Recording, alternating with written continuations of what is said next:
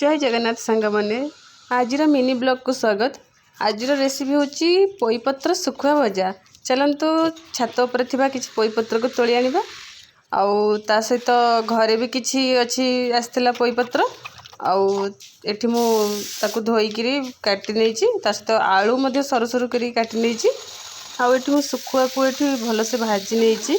आउ ता भीतर मु मसला भी रेडी कर देछि।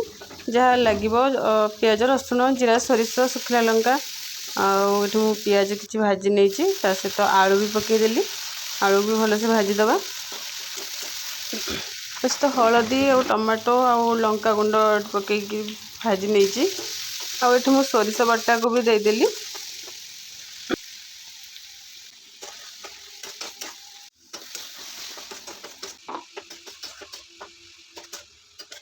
तापर तुम पानी दे सिझेला पर पोईपत्र को पकई देछि। तापर ताकू टिके एपट सेपट करिकी सिझेया पई छाड़दबा। तापर हम सुखुआ पकईबा।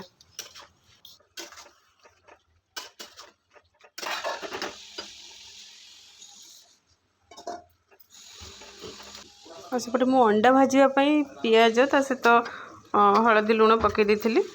अंडा को पकई देली।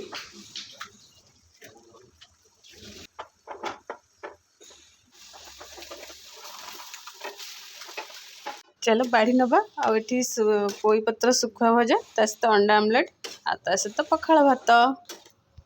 पखाଳ भाତରେ उली गुटे हेले लागुथी सी केड़े मजा।